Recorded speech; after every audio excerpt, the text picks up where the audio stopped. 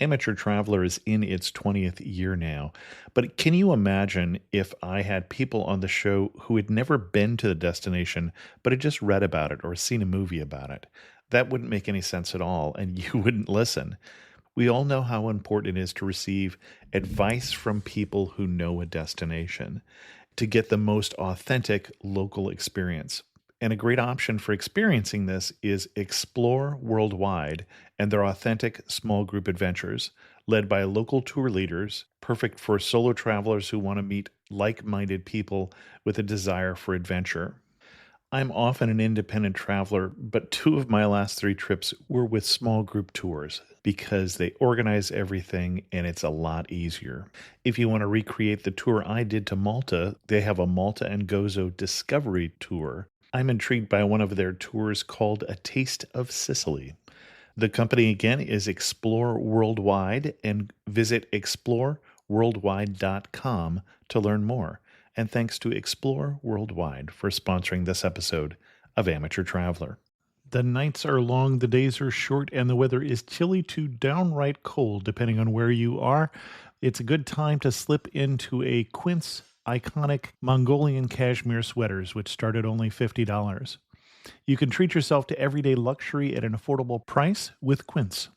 If you really want to dive into luxury, you can check out their leather handbags, washable silk shirts, and European linen sheet sets. Whatever you're looking for at Quince, all the prices are 50 to 80% less than similar brands, and they do that by partnering directly with top factories and cutting out the middleman. They only work with factories that use safe, ethical, and responsible manufacturing processes. And of course, they use premium fabrics and finishes for that luxury feel in every piece. But you've already heard me rave about my Quince travel pants.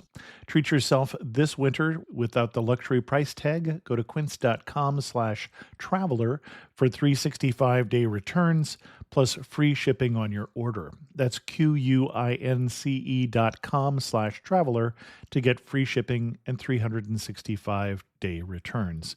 Quince.com/traveler. And thanks to Quince for sponsoring this episode of Amateur Traveler. Got my bags packed, I'm on a roll. I'm heading out there and I'm ready to go. I'm looking real good in my passport photo. Oh, no. Amateur Traveler, episode 140. Today, the Amateur Traveler goes back again to Greece to talk about sailing in the Greek islands. Learn about private beaches, picturesque fishing villages, and how you can get involved in the sport of sailing. Today on the Amateur Traveler. Maybe not today. Welcome to the Amateur Traveler. I'm your host, Chris Christensen. Before we get into this week's story, I do have 3 news stories for you. The first news story is about a new book that's out, and I haven't read the book, but I love the idea of it. It's a book called Dear American Airlines, and the entire book, which is a fictional novel, is written from the point of view of a complaint letter to American Airlines. I just like the idea that in all of the bad news for air travel over the last year, at least someone got a novel out of it. The second story I have for you is good news if you're traveling, especially to some place where you can't drink the water, and you might pick up something that would give you what we commonly known as Montezuma's Revenge, or Delhi Belly. Researchers have found that a patch that is impregnated with toxins produced by the E. coli bacteria can have a 75% effectiveness against diarrhea attacks caused by E. coli. At least that is among volunteers, and where they found volunteers I do not know. Also, patch wearers who did fall ill recovered more quickly. Now, they did comment that only 40% of diarrhea causes were caused by E. coli, but for those 40%, it looks like this would be a big help. The third news story is an odd one. If you woke up in the Philadelphia area last week and checked your newspaper, you may have read that there is a new airline that will be charging customers by the pound. Well, it turns out that's all a hoax. It was done by the newspapers to show the effectiveness of an advertising campaign in the newspapers. And there is no such airline as, get this, Dairy Air. And in fact, at least as of now, airlines are not yet going to charge passengers by the pound. But really, with all the other news and all the other new charges, can it be far away? For links to all 3 of these stories, check out the show notes at amateurtraveler.com. I do have a new sponsor for the show, and that is Budget Rental Car. If you go to amateurtraveler.com/sponsor and click on the banner, you can save 10% on your next car rental or 30% off a weekly banner. By doing so, you will help support the show. I'd like to welcome to the show Anthony Sandberg. Anthony is from OCSC, which is the Olympic Circle Sailing Club, and has come to talk to us about sailing in the Mediterranean, or perhaps more specifically in the Aegean. Anthony, welcome to the show. Well, thank you very much for having me on, Chris. First, let's give some context. We've talked about, you're talking about sailing. You have done a fair amount of sailing, and it took us quite a lot of talking to talk about where we should narrow it down to. But let's do the broader picture first. Where is your sailing experience? Where have you gained it? Well, I actually don't remember learning how to sail. I grew up in a family. My father's Norwegian, and my early childhood was in Hawaii and sailing the South Pacific.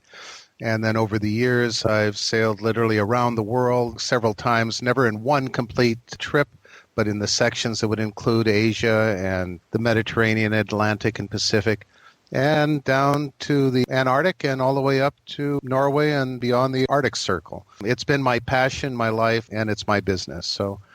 And when we say it's your business, I do want to give a quick introduction, and we'll talk about the URL again at the end, but you're really all about promoting sailing. So tell us just the 30-second synopsis of what the OCSC is. You bet. 30 years ago, I set out to reinvent the sport of sailing. Traditionally, it's been unapproachable, expensive, difficult, appeared to require boat ownership, all of the things that would get in the way of participation. So I said, let's make it like tennis. Today we have 50 yachts, 45 instructors, a beautiful clubhouse on the bay, and people can learn as little or as much as they wish and sail a variety of boats from 24-footers up to 82-foot schooners. And we do that on the bay, California coast, and then we run adventure trips all over the world. Tahiti, Greece, Caribbean, coast of Argentina. And when we say the bay, we're talking San Francisco Bay out of Berkeley, as I recall. Exactly right. Okay. Exactly right. Let's get into sailing as a vacation option. So first of all, why would I want to do that? Sailing offers you an opportunity to really explore any waterfront area or coastline or island group in a way that being a tourist, getting off a ferry and being stuck taking bus trips to one beach or another just won't allow you to do. You can also do it amazingly, efficiently, and affordably. Renting a yacht, let's say 6 or 8 people get together and rent a boat and sail the Greek islands for a couple of weeks, will cost you substantially less than staying in hotels doing the same thing. Because you're renting one boat, although it has perhaps 4 double cabins, accommodating 8 people, 2 per cabin, you're really in a position to have all your gear, everything aboard, and your entertainment rolled up in one, and the opportunity to cook aboard. And when we talk about renting a boat, you're promoting, obviously, learning to sail, and then you'd be doing a bareboat rental. That's right. And it's perfectly legitimate and really liberating to have the skills as a sailor or not, and nevertheless have a professional skipper on board. So if you don't want to do a lot of preparation, you don't want the responsibility of anchoring the boat each night and staying with it through a storm, you're in a position to say, let's hire that Greek skipper, Turkish skipper, Fijian skipper, wherever it is you're in the world, and really enjoy a great vacation and continue to learn. Your sailing education continues to grow as well. And when we say that it's less expensive, what kind of price range are we talking about for that size boat? Let's say 4 to 6 couples. Okay. You will end up spending about $150 a day to $200 a day per person to rent a really high-quality boat that will accommodate you very comfortably and allow you to have your meals on board. So if it were 8 people, I would say $150 a day will cover the cost of the boat and then throw $50 a day for food. So you've got a vacation that's probably in the neighborhood of half of what it would cost to pay for every outside entertainment plus the hotel plus your meals. Okay, and then we're in the range there of a budget cruise as well, without the midnight buffet, but clearly with a lot more flexibility and a lot more independent travel. Absolutely true. And it really doesn't matter about age. I mean, you will see people in their 20s doing this, and you'll see people in their 60s and 70s doing exactly the same thing. It has to do with the adventuresome nature of the people aboard. So some people like to have everything done for them. Sure. Some people like to be on a beach and feel uncomfortable unless they're another 1,000 to either side of them. I would say our kind of experience is when you want a beach and you'd like it all to yourself. Okay. And then just to clarify the pricing, that was the pricing for bareboating, or would that be including a crew? Let's say $150 a day would be a reasonable number for bareboating. Okay. Adding another couple of $100 a day for the whole group for a professional skipper would be sufficient. Okay. So another $25 a piece, for example. Interesting. Okay. In terms of selling sailing to people as an option and getting people starting to think that way, what's your best day sailing? Describe that for us. Well, I don't know if it gets any better than to be in Greece or Turkey, and if the crew that I've chosen, I'll tell you, that's really the only thing that matters, because they only put bareboat charter vessels in beautiful areas, and everything else is in alignment. I mean, you're not sailing up some drudgy river. You're in paradises. But what is really key, and you know that with any vacation, it's not where you are, it's who you're with. So Sure. if you're with the right people, and that may be party-hardy types who want to stay up late and just go wild, and it may be with people who are really into reading the Iliad and the Odyssey to each other as you cruise along following the path of Odysseus. So, but you want the right companions that are a match for your desire and the kind of travel you're doing. For me, it would be getting up before sunrise, lifting the anchor and taking off and heading out from one island and watching the sunrise on the Aegean as we're approaching the next island in the chain that we're going to meet. Arriving there in the morning, which allows us now a full day of hiking and sampling and exploring an island and visiting and playing, coming back, taking a nap, and then being ready for the late evening cafe society experience and dinner at 10 o'clock, and then some fun, at midnight with the shows. So that's a pretty perfect day of sailing. And what you find when you're on an adventure like that, you sleep a lot less because you're so happy, and a little nap refreshes you in the midday. So that's a great time. And if somebody was going to do this for the first time, we were talking about the Aegean there in between the Greek islands and the Turkish coast. Give us an example itinerary. Where would you pick up a boat, and where would you go first? The classic run on your first sail in the Aegean would be to do the Cyclades and to run out of Athens, where there's a large marina called Marina Kalymos. There must be 3,000 plus yachts there, and hundreds of them are available for charter. But a classic run would either be a week or 2 weeks. If you have 2 weeks, you can make it all the way down to Santorini and back again. If you have 1 week, you're going to stay a little closer. But you'll do a hop, skip, and jump. There will be people who say, God, 14 days, that means 14 islands. And one of my first rules in travel is the slower you go, the more you see. Mm-hmm. And it really is the people, not the place. So my suggestion is choose half as many islands as days you're going. If you just have dinner in one island after another, how much have you seen? If you ever are there a second day, you're one step away from being a local because they're used to the crazy tourist who's running at a much faster pace. The first time you did this, what was the biggest surprise? I think the biggest surprise was the strength of the wind. You need to be prepared for some strong wind days there. Okay. And in the Aegean, you should have skills that will allow you to handle 25 to 35 knots of wind. It won't be that way every day, but you cannot go there for 2 weeks and not see at least 1 or 2 days of real strong wind, which means for most people, prudently, just to stay ashore and make that an extra day on land and find something else to do. But if you are a good sailor and you're comfortable and confident, then you'll have a great rushing time running from one island to the next with that kind of wind. So one of the things is a surprise. The other one is that most people rarely get beyond 2 blocks from the city center or the marina. The old Greece is still available. I've been going to Greece since 1969, so now it's going on 40 years ago that I first went there and sailed. Of course, a lot of changes, but the authentic Greece is not that many blocks away from where most tourists allow themselves a waterfront dinner and buying of trinkets. So it's still there's still a lot of authenticity there.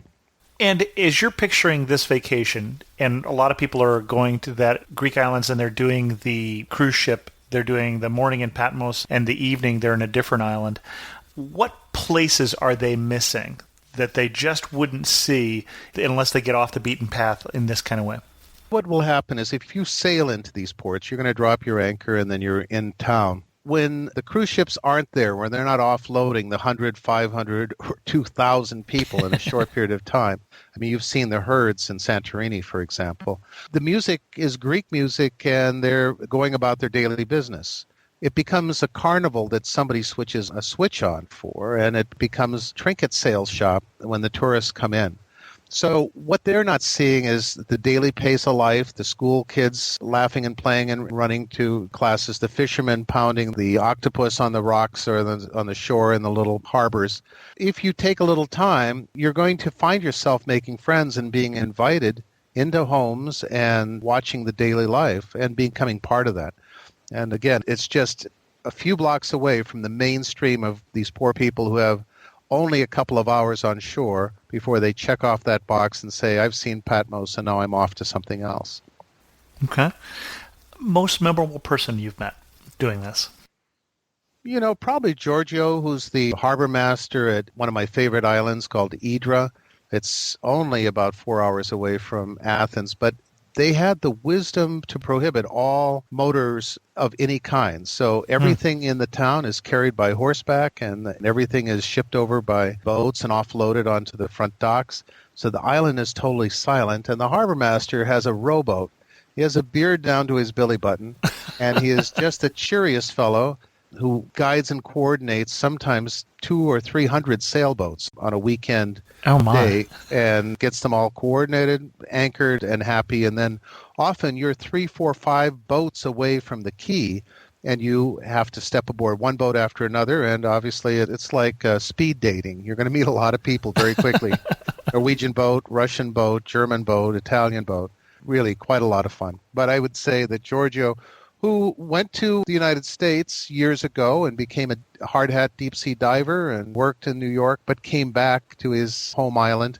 And there's a lot of that. A lot of Greeks were expats and now have returned. Yeah. Interesting. Now, you mentioned that this is one of your favorite islands. What are some of the other ones that are also either the ones that people do normally get to, but they see in a different way, or ones that they don't normally get to? One of my favorite islands now, Santorini, just a few years ago, was pretty approachable, and it's still gorgeous, but it really has the impact of tourism in a major degree. Yeah, I think they told us it was 95% of the economy or 90% of the economy in Santorini. So yeah, it really is. And, you know, it's worth it, and you saw it. It's a beautiful, magnificent place to visit. Another place, which I call the little Santorini, is Foligandros, which is just northwest by about 90 miles from Thera. And it, too, is volcanic. It has dramatic and high cliffs, but it still has a very authentic village life and a wonderful town square, beautiful beaches that aren't crowded. So that's an island that the ferry only comes in a couple of times a week. But if you plan your time, so if you're by ferry, and you can do the whole Greek chain by ferry very easily, but if you sail there, there's a small secluded bay, you tie up there, and you've got your own little Santorini to yourself. So that's Foligandros. The other one that most sailors and cruise people don't get to is what's called the Little Cyclades. So below Paros, there's Syknos, Amogoros, and Lower Naxos, and Sifnos. There's a circle, and Milos as well. So there's a small circle of islands above Santorini that most people, given they only have a week or 10 days, never get to see. And so you'll still find the secluded fishing villages. You'll have the time. And the further away you get from the tourist areas, the lower the prices go. And with the ratio of dollar to euro now, that makes a big difference as well. So definitely the Little Cyclades would be a great choice. And you've talked a couple times about beaches, about if you enjoy beaches to yourself rather than the beach with 1,000 people on each side of you. I know there are certainly some beaches that are famous with sailors, like Shipwreck Beach and such, but what are your favorites? Some of my favorite beaches really are on Crete. I believe you went down there too, didn't you? Yeah, exactly. Did you go to Agios St. Nicholas? I did not. We were just on the north coast. Just on the north coast. So this is on the northeast part of the coast. So there are just a whole string of beaches in that area that are very special. Milos, if you wanted to have one place with the greatest collection of extraordinary beaches, that would be Milos, which is to the far west of the Cyclades. It has black beach, white beach, pink beach, yellow beach, rocky beach, fine powdery sand beach. Interesting. Really a pretty amazing place to go. And that's another island that people just aren't going to because they don't have the time. They're trying to hit Mykonos, Naxos, Paros, and Thera, and then they've got to get back to Athens. So Milos has a lot of real advantages. It's big enough so that you can rent scooters or rent a little car. And frankly, most of these islands, you could be highly entertained by spending a week or two and never leaving any one of them. But Milos, I think, would probably be the beach capital of Greece. Do you have any questions that I should ask? You could ask about scuba diving on the islands, which, of course, it's virtually non-existent now. The reason to go there is for swimming and light snorkeling, but really the reefs and coral is just about gone throughout the Mediterranean. Getting inland, going up and seeing ancient Sparta, or going to Mycenae, or going to Epidaurus. We have all of those archaeological sites. One of the things you're talking about is then getting to, for instance, there you're in the Peloponnese rather than out to the islands, where a lot of people actually don't go, surprisingly enough, considering how much history is there. Is that as accessible? Sparta, for instance, was a very landlocked city. So when you sail down there, you're getting inland by bus or by rental car? That's right. But it's very easy. And Greece is quite small, and the Peloponnese is pretty much a handful that you can drive across in any direction you like in a day. If you are going to Hydra, for example, you're within easy striking distance of hopping off the boat.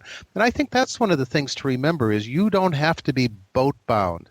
If you have a charter yacht, the experienced sailor will use the yacht to get someplace and then get off.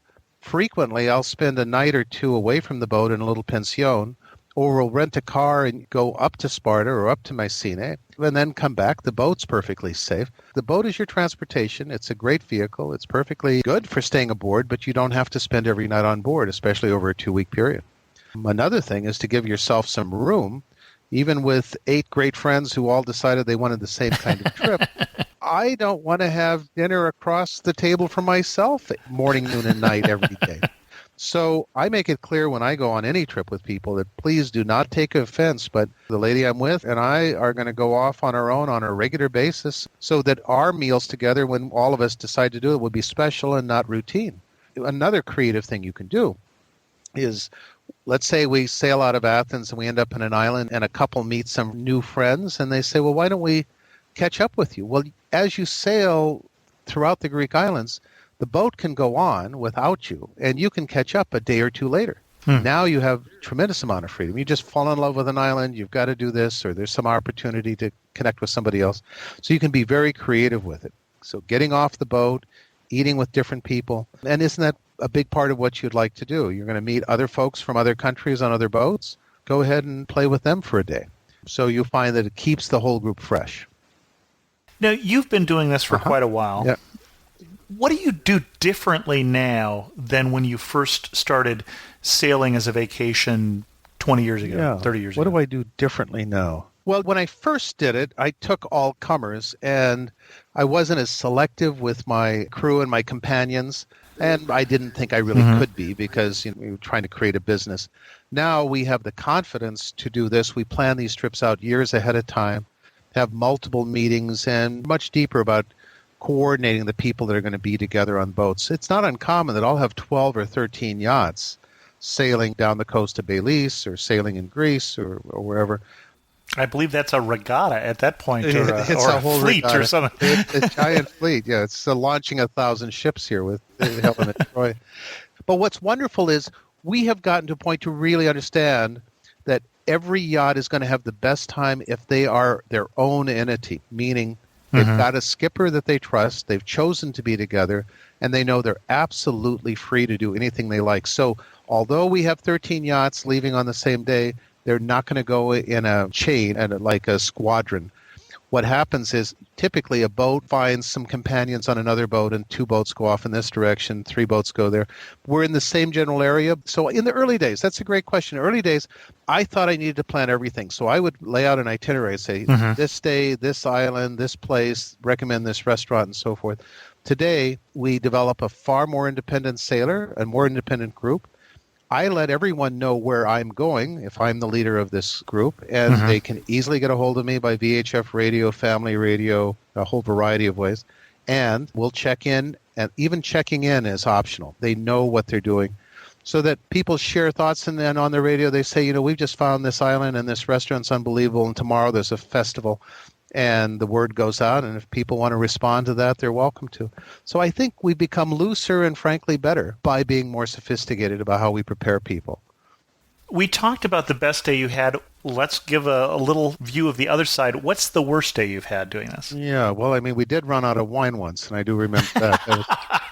That is terrible. That was terrible, and I don't want to shock your audience, but we did find a spare bottle, so it turned out. Oh, that's good. That's good. Yeah, but the worst day over the years, right? I've led over 55 of these kinds of adventures all around the world. So last year was the 55th trip, and then I just did another one to Antarctica. One of the things is occasionally there's just no way around it. People get hurt. We've had heart attacks, right? And you have a group of people in there, and look at the fellow who was, 58 years old, and he was the world-famous political reporter that just died this week. Mm-hmm. Such things happen. And what we found, too, is travel insurance. So there have been heart attacks. People have rented scooters. Probably the worst thing is with great frequency, people rent scooters who have either never ridden or don't know how to ride and have hurt themselves. And medical care is required. What we require now, if you're going on a trip with us anywhere in the world, you have to have full medical insurance and repatriation insurance. So if you do have a problem and it's serious enough, and I highly recommend that.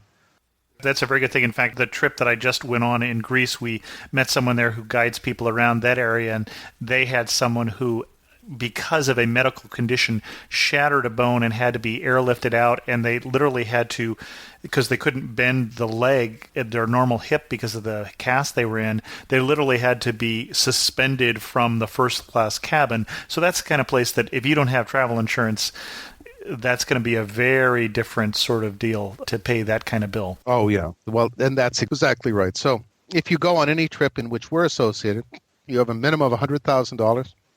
You're going with me to really distant places, like we're going to the base camp of Mount Everest this year in Nepal. We're also that's a tough sale.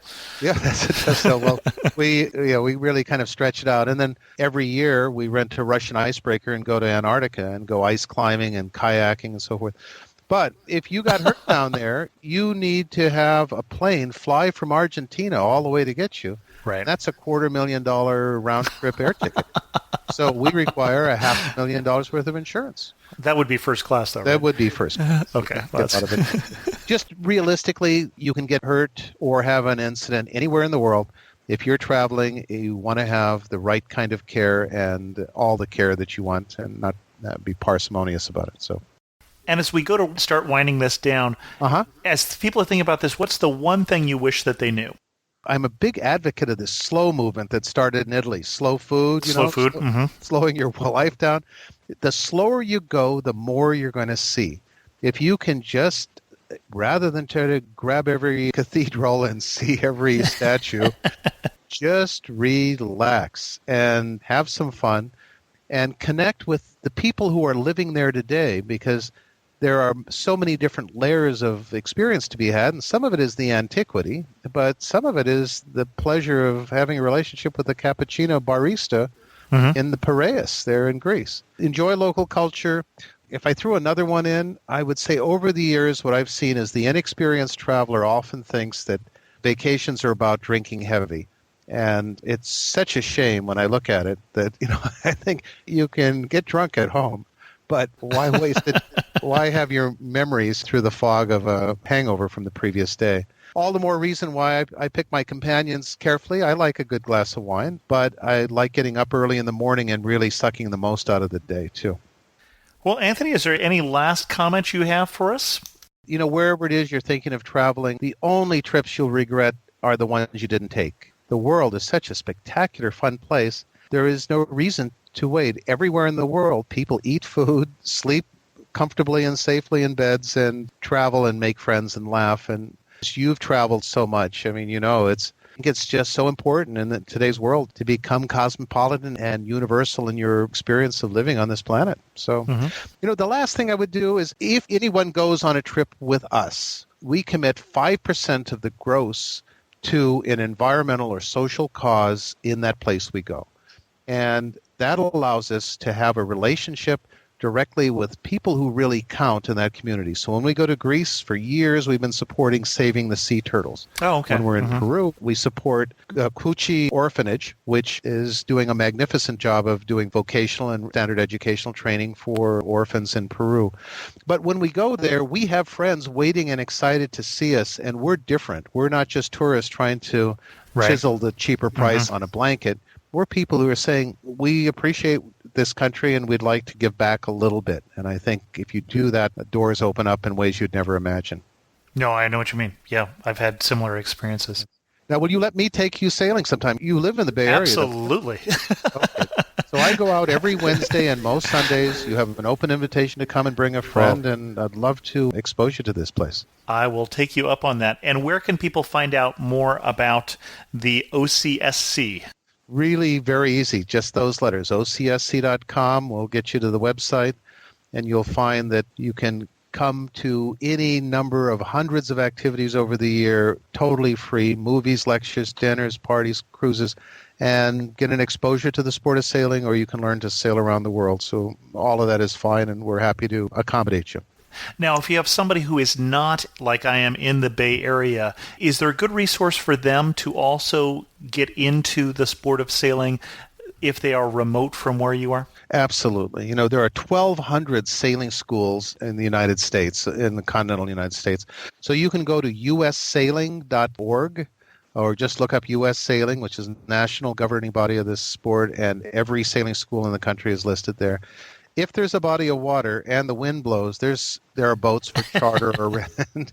And especially now with the dollar and the economy, people are saying, what can I do close to home? So if you're in Reno, there's Pyramid Lake and Lake Tahoe. And if you're in New Hampshire, there's Lake Winnipesaukee. There's probably no more than an hour between you and an opportunity to sail. Boats appropriate for the size of body of water and the kind of wind that you'd have there. That's great. Well, Anthony, thank you so much for coming on the show and sharing some of your love of sailing. I'm guessing you could have talked to us for longer, so I certainly encourage people to go to your website and learn more about it, but thanks for coming. Thank you very much. A treat to know you, and look forward to your call, and we'll go play together. Thanks. I do have one internet resource for you today, and that's a post on airfarewatchdog.com. Airfarewatchdog.com is a good site in general, but they do have a specific post that I wanted to highlight, which has all the new airline baggage fees in a nice, neat chart. Who's charging more for the first bag, the second bag, how much for an additional bag, what's considered an overweight bag. With all the changes that are going on now, I find this to be a very useful resource. So check out that link in the show notes at amateurtraveler.com. In news from the community, I did get an email from Nick, who said, just wanted to say I really enjoy your podcast show, Amateur Traveler. I've been listening to it for the past month or so, working my way through past episodes. They keep me going during my commute to work. I live in Cork, Ireland, and work in Clonakilty, a journey on the bus of about an hour and a half. Anyways, keep up the good work. And I wrote back to Nick and reminded him we haven't done a show on Ireland yet, and Ireland is actually rising to near the top of my list of where I want to go next, so maybe we can get somebody to come on like Nick and tell us a little more about the Emerald Island. And speaking of looking for guests, I'm also looking for somebody who knows a lot about the Outer Banks in North Carolina, Chincoteague, Assateague, Kitty Hawk, those sort of places. So if you are the person I'm looking for, drop me an email. I got an email from Prashant a while back, possibly after the first time we did a London podcast, with some feedback on London. Just finished listening to the London episode. As you said after the podcast, it is one of those places where people will have their own perspective, etc. So here are my 2 cents to add/correct some of what I heard.